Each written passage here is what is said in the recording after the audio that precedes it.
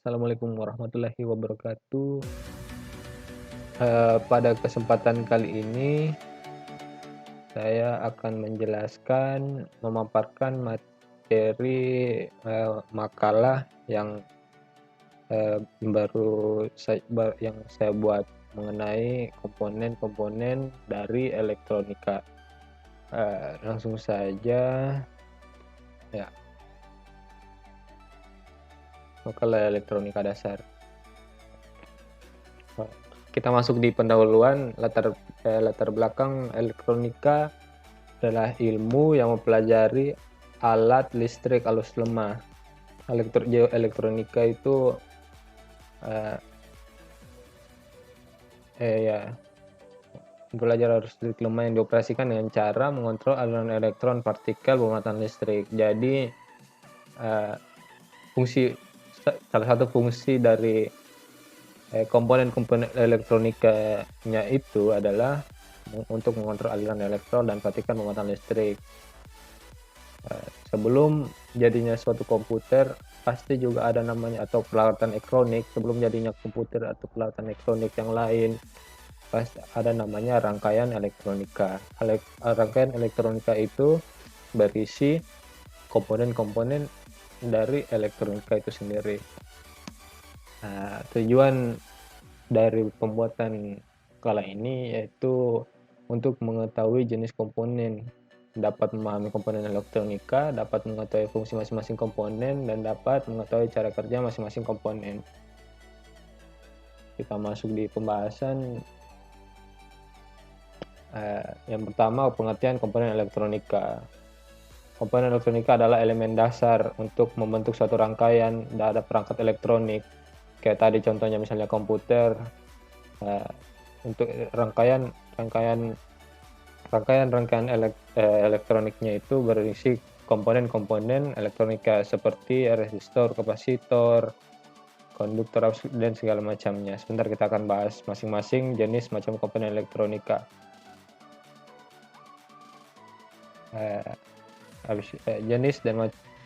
Kita masuk untuk jenis dan macam komponen elektronika. Yang pertama adalah resistor. Resistor adalah salah satu komponen elektronik yang pasif yang berfungsi untuk memblokir, menghambat arus listrik sesuai dengan nilai ohmnya. Jadi kalau diibaratkan ke suatu aliran yang masuk dalam satu rangkaian, setelah masuk di dalam resistor, melewati resistor, itu arusnya akan berkurang karena sudah dihambat sesuai dengan nilai ohmnya. Jadi itu adalah resistor, dan fungsinya resistor itu menghambat intinya. Terus di kapasitor adalah komponen elektronika yang digunakan untuk menyimpan muatan listrik. Seperti di penjelasannya, kapasitor terdiri dari dua pelat, yaitu konduktor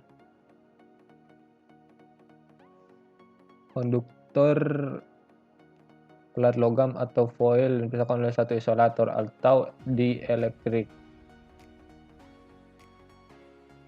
Penggunaan lain kapasitor adalah dalam rangkaian listrik filter elektrik.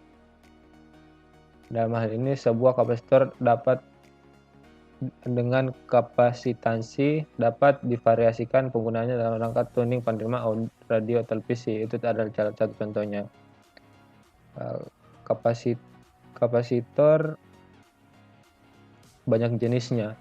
Ada kapasitor keramik yang terbuat dari bahan keramik, kapasitor tantalum, kapasitor elektrolit, ada penjelasannya semua. Kapasitor mika, kita baca saja, di pause saja kalau pengen baca.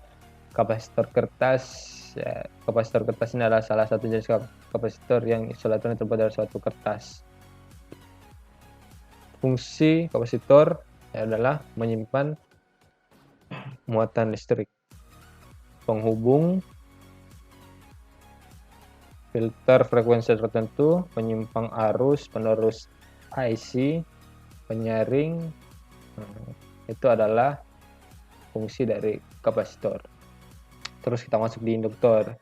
Induktor atau dikenal juga dengan koil adalah komponen elektronika pasif yang terdiri dari susunan lilitan kawat yang membentuk sebuah kumparan. Pada dasarnya, induktor dapat menimbulkan medan magnet yang dialiri oleh arus listrik. Ada 4 faktor yang mempengaruhi nilai induksi sebuah induktor, yaitu jumlah lilitan, diameter induktor, permeabilitas, ukuran panjang induktor.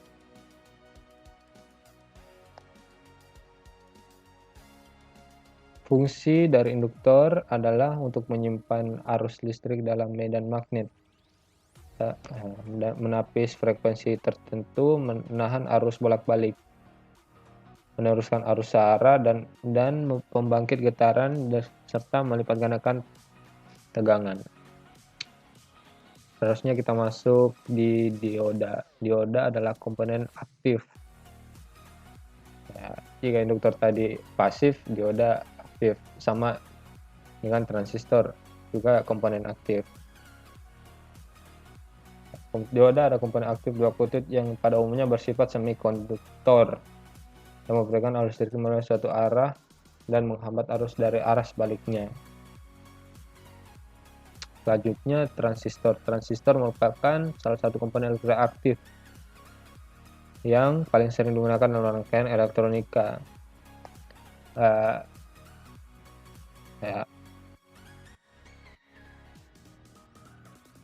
Fungsi dari transistor adalah sebagai penyearah, sebagai penguat tegangan daya dan stabilitas, sebagai stabilisasi tegangan, sebagai mixer, sebagai oscillator, sebagai switch, pemutus dan penyambung sirkuit. Jika kita lihat contohnya, misalnya kemarin kita membuat rangkaian untuk LED memakai transistor dan transistor.